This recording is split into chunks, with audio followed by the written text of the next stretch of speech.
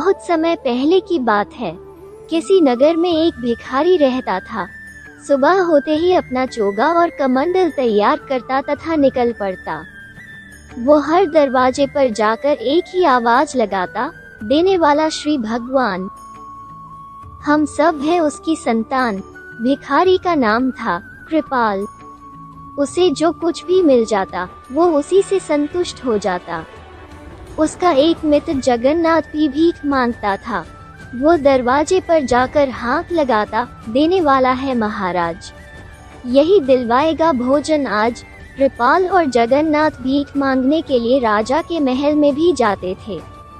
राजा प्रायः दोनों की आवाज सुनता था। वो दोनों को ही भीख देता था, किंतु वो आजमाना चाहता था कि दोनों में से किसकी बात सच है। इंसान को सब कुछ देना भगवान के हाथ में है या महाराज के हाथ में है। एक दिन महाराज ने एक तरकीब निकाली।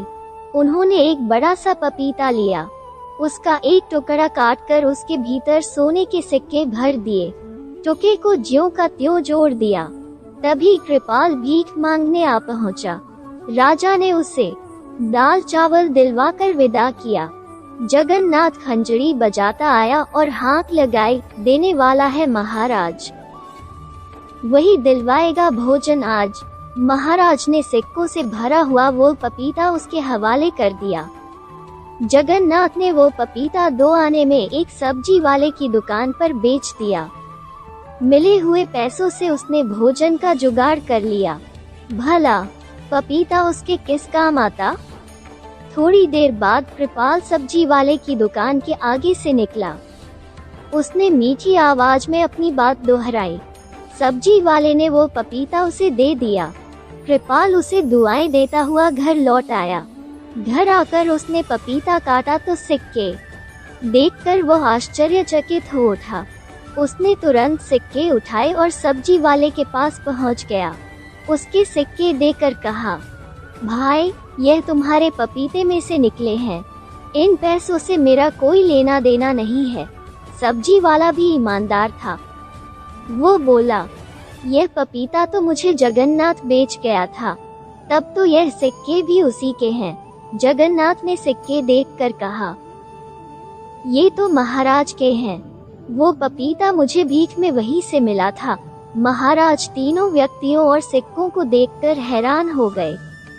सारी कहानी सुनकर उन्हें विश्वास हो गया कि इंसान को ईश्वर पर ही विश्वास करना चाहिए, वही सबको देने वाला है।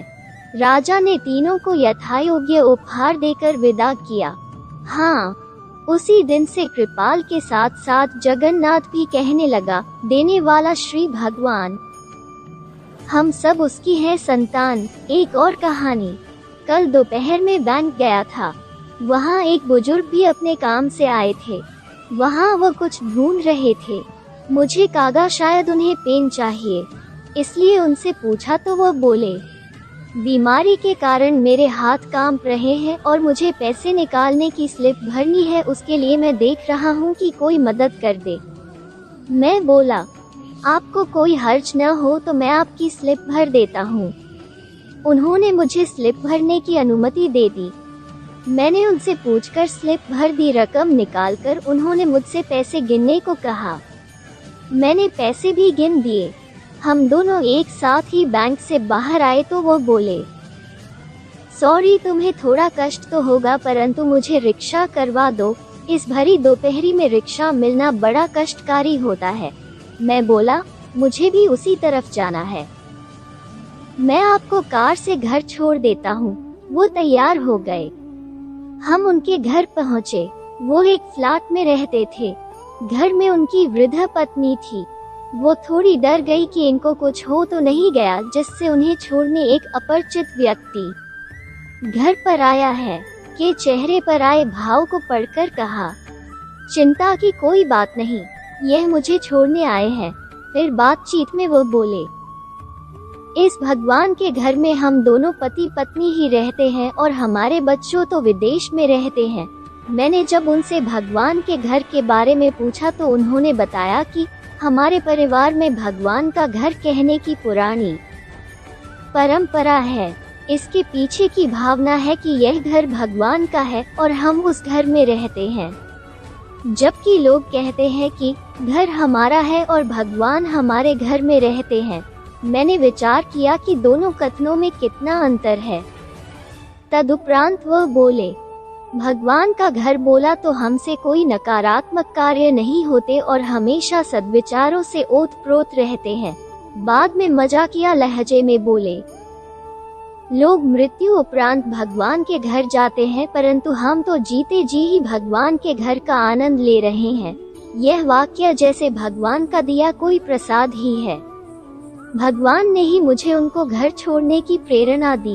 घर भगवान का और हम उनके घर में रहते हैं। यह वाक्य बहुत दिनों तक मेरे दिमाग में घूमता रहा। सही में कितने अलग विचार थे। हमको उपरोक्त प्रसंग से प्रेरित होकर अगर हम इस पर अमल करेंगे तो हमारे और आने वाले पीढ़ियों के विचार भी वैसे ही होंगे।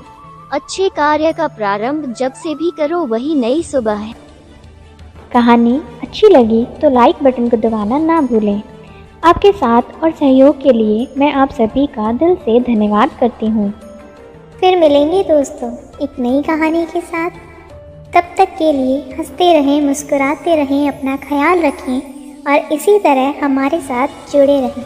धन्यवाद। अगर आपको ये कहानी अच्छी लगी और इससे कुछ सीख मिली तो चैनल को सब्सक्राइब ज़रूर करें। आपका एक सब्सक्राइब हमें इसी तरह से नई नई कहानियाँ आपके लिए लाने के लिए प्रेरित करता है।